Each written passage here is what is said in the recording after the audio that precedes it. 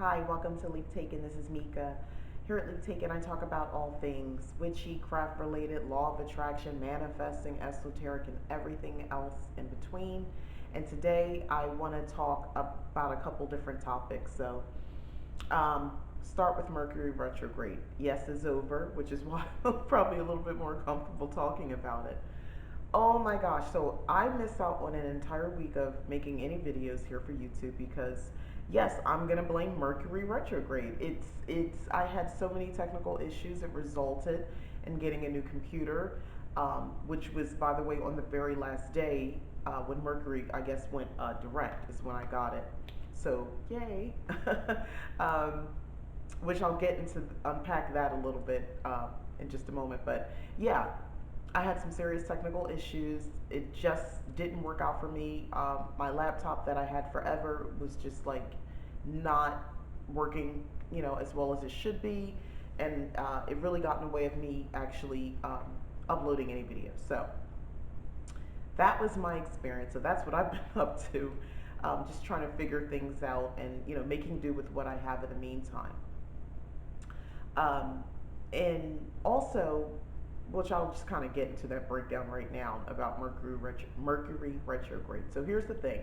I actually had created a video that I was going to post early next week, where I basically, just made up a insert in my planner, in my wellness planner, to better cope with Mercury retrograde. It's funny. As soon as I made that, it seems like that video, when I went to go do the voiceover, the edits for it, that's when I had the most trouble with my computer. It had been having some issues, but that seemed to have just been like the last straw.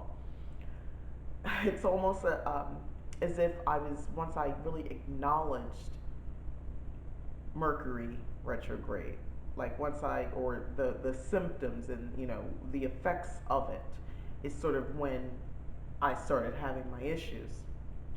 So there's that. And then the other piece to this is sometimes you don't know what's going to happen. We know that, I think we understand that. But if you're practicing any sort of magical system, witchcraft, what have you, you probably feel like you might know a little bit more than everyone else as far as about the future or where energy is being directed, the outcome. You might have a better, handle on what's to come. So that's sort of what I wanted to kind of get into. Like I said, it's going to be a couple different things I'm talking about. So I'll start there. I'll work my way back to the other stuff. If you are like that, and I'm like that, I use tarot cards, I do tarot readings, I got a crystal ball somewhere in the back of me. There is a mess of, planning stuff going on behind me because I am setting up all of my 50 million planners for the rest of the week. I didn't get a chance to finish it yesterday because I was dealing with setting up my computer. So yeah, that's what's happening over here. These are a bunch of sticker books, and I'm somebody, I like to take, depending, I like a lot of stuff in my planners. It's functional. I can write down what I'm doing, but I have multiple planners, so that's just how it is for me. But I actually, over at leaptaken.wordpress.com, I actually posted something today about ignorance is bliss. Is ignorance really bliss? Yes, it can be. Sometimes not knowing is to your benefit. So when doing different types of workings and things like that, it's all about intent. I think we all can agree on that, right? It's all about intent. Okay, and then aligning with what you want after the spell is done, after the working has been completed, aligning with it after the manifesting, tools have been utilized. Okay, now we're just aligning, we're accepting what we're putting out into the universe is something that's already ours, whatever the thing is. Perfectly cool. Now, everything that happens at that point and in between when you get this item or don't get this item, which more on that, or this thing or this situation or whatever, all that process in between, that's the unknown. All you can do is work on you and stay aligned as best as you can and just stay in that place of high vibration. That's all you can do. We can do readings. We can, use divination. We can do all sorts of things, but the reality of it is, yes, the reality. And it's possible that we won't know, and we're not supposed to know every step of the process of every working that you're doing and exactly how it's going to happen. And we may not need to know because, from my point of view, sometimes not knowing is a good thing. For instance, when I started the week before with so many computer problems, I didn't know for sure if I would have a computer by the end of that week. That was something that was being worked on, but there were a lot of delays and issues. To be honest with you, I had ordered um, computers from two different places, and the orders had just been canceled because coronavirus, and there's some issues with things being, shipped. It's a thing, guys. So yeah. Anyway, I had to get comfortable with not knowing how this was going to work out and just sort of, come up with some plan Bs. I was going to use my husband's computer. If I had to have a tablet, I can just type on there. It has a keyboard and everything. Accessory that I could use if I absolutely had to, but that would get in the way with video uploads. I would have just used my phone, I guess. I was prepared to do what I needed to do, but I didn't feel the need to pull out tarot cards or use runes or reach out into the universe for an answer on how am I going to solve this. I didn't need to know. um, I realized there's a bigger picture. There's a bigger energies at play with Mercury Retrograde and things like that. So it's like, okay, why don't we just kind of lean back a little bit, relax, take a breath, and let's just see how this plays out. The only thing I can control, the only thing I know for sure is myself and how I feel and how I'm going to react to all of these situations. What I do know is that I'm someone who feels that they can manipulate energies, aka magic. I'm someone who believes that when she manifests things into her life, they will come into her life. I leave room for whimsy and for something that's not quite exactly how I envisioned it. That's okay, as long as it's generally what I wanted and elicits the same emotions of what I felt when I was manifesting. Works for me. So since I have that belief and that's where I'm at, I have to be comfortable with just not knowing everything that's going on. And that's one thing. If you want to talk about lessons or things that you learned during this astrological period, I don't need to know every damn thing. I don't. As much as I think I do sometimes, because this is something I had to realize. I don't need to know everything. It's perfectly okay. I didn't. I was kind of lax on doing the tarot readings every morning that I had been doing. But this last week or so, I just felt like, just pull back, just stop. Let's see. And by the way, they were spot on every time I was doing just a card of the day, and letting it dictate sort of my where energies will go, or where do I need to focus energy on. And it was spot on each day that I was doing it. But like I said, I paused because listening to my instinct, just wait, just stop. It's a weird time right now with communication, and I just couldn't afford for anything to kind of go awry. I already had the computer thing going on, which is, how I am, doing leap taken. Everything's through a computer. So I said, let me just chill. I just, no explanation necessary. I don't need to know. I'm just listening, and I just, no more tarot reading. So this is what I'm talking about. Just feeling comfortable with listening to your intuition, accepting as is, no other further explanation. I'll have to do more of a reading to find out, well, why? What's going to happen? Don't, you got to trust your magic. You got to trust the universe has you. Your ancestors are protecting you. Whatever deity that you might be working with is looking out for you. All those petitions have been answered, and they really are protecting you. You kind of got to believe that, or the crystals that you keep on your body are doing something. The salt perimeter that you have around your house means something. The oils that you put on your skin, that you put protection oils, they're doing something. You have to have faith in some of this sort of stuff after a while. Otherwise, what are we really doing, right? So that's that. As far as the not knowing and kind of just being comfortable with it, which is huge for me, by the way, because I am self-professed know-it-all. So someone who wants to know things, that's not a bad thing. I like to know stuff. I like to know all kinds of weird, random topics and discussions and ideas. I like to explore a little bit all of it. So with that being said, this was this was a excuse me, come to Jesus moment. Come to Jesus moment that for me, this Mercury retrograde. This is my lesson. So now about that. So I'm not someone who likes to do the whole blaming on Mercury retrograde. Mercury's in retrograde. That's why my life is falling apart. But your life probably was, already on that road. Sorry. So, maybe there's some accountability and such that you might want to humor. But I don't blame Mercury in retrograde for everything that's gone wrong. I hadn't been. Honestly, I was fully aware of it, but I just wasn't. I felt protected. I felt divinely guided. Just wasn't an issue for me. I did have some mishaps in my personal relationships, like with my husband. I noticed we had a crazy argument in this time, and I was like, damn. And I'm thinking after the fact, like, you already know. And I got too far going into it, and where next thing I know, it's the kind, with anybody you're arguing, it's the back and forth. You're not really listening to each other. It's more like, but no, but you said this. No, but I said that because, and it's like back.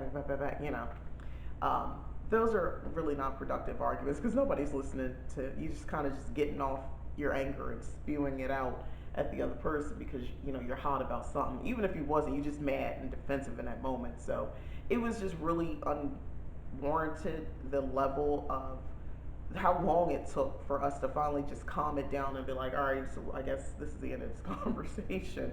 And it just ended with the air was just taken out of us. It wasn't even like a big finale, a finish or something like that. It was just an argument that took too long, and it was pointless in the end. But I'm finding disagreements like that, and just people just not understanding you, or you not understanding people, that sort of stuff. I had some serious issues with. I alluded before with shipping and things like that. Even with my new computer, I had some issues with just things getting delivered. They just go into the wrong house twice. So, with all that being said, yes, I did feel the effects of Mercury being in retrograde. Yes, I did. Doesn't mean that it's to be a dreaded period of time. It doesn't mean that because this will happen again. I'm not sure. I gotta look. I have it written down somewhere in one of my thousands of planners. The next time Mercury does go retrograde, but it's okay. It's nothing to fear. Sometimes I'm concerned when I hear from people. They kind of get a little nervous about what's going to happen. We survived. We're okay. I had an argument, some mishaps with shipping, 2 different orders for a computer cancel, and I wasn't able to create, or I created a video. I wasn't able to post any videos all last week.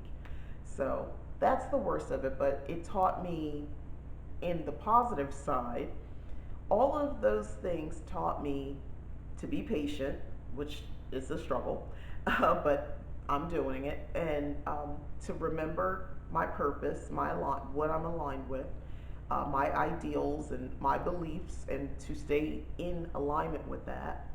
And as I said before, it just taught me, it's okay that I don't know every detail that's going to happen next, and that there is some mystery sort of about things I had planned on.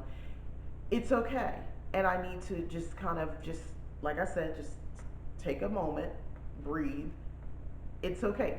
Nothing is life threatening. Nothing's, the end of everything that I know, my life as I know it. So it's just a process. And, things went left. I thought it was going to go right. It went left. It's okay. That seems simple enough, but, for some of us, it feels like life is constantly throwing curveballs at us. So it's not easy for us to sort of just kind of lean into it and be like, okay, I'm just going to go with the flow.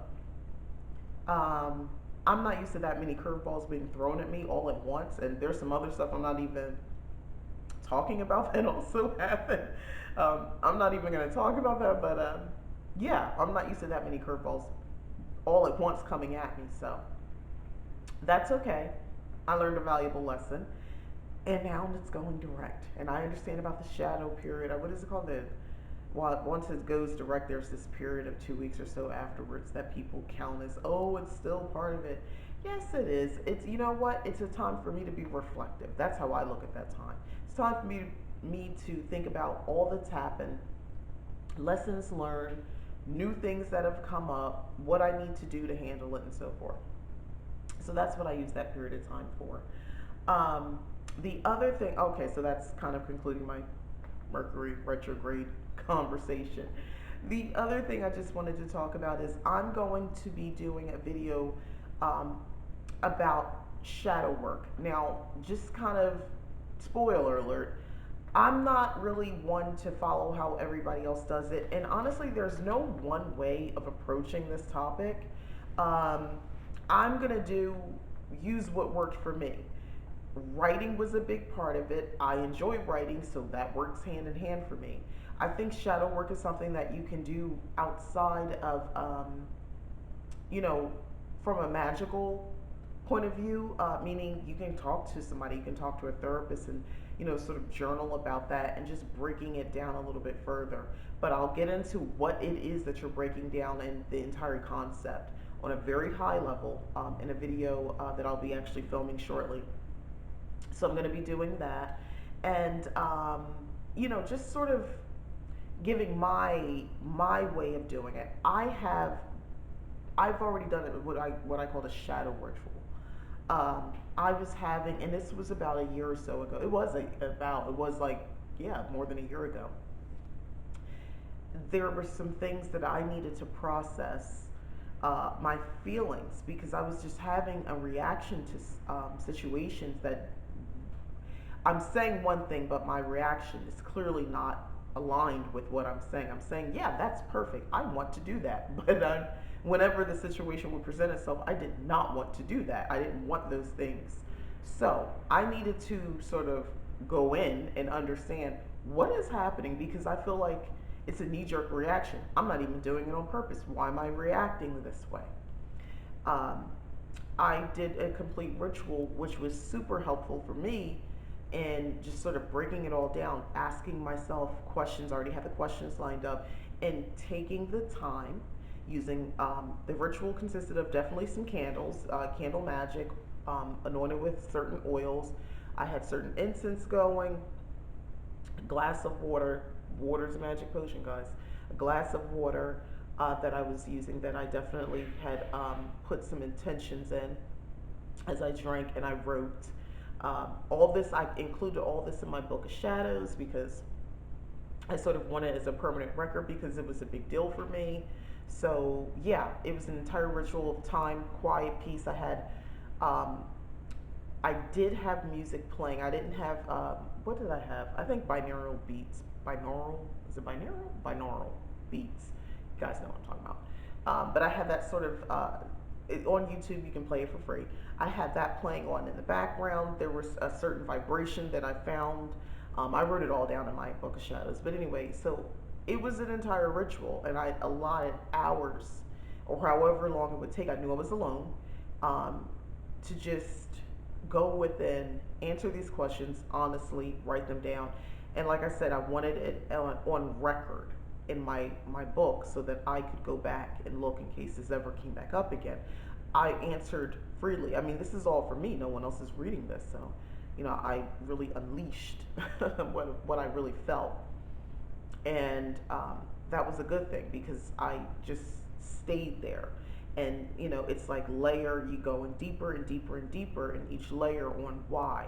And it's just a matter of just asking yourself, asking a question, and then, well, why is that? Okay, well, why is that? And just going a little bit deeper, digging further into, the root of it all. Why am I having these reactions?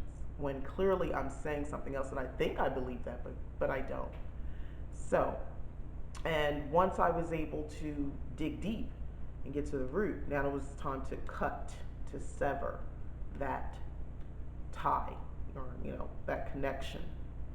Because I did not want to have those reactions. I wanted to stay with the higher self, but this other shadow self was causing conflict, so I needed to cut that, and gratefully I was able to do so.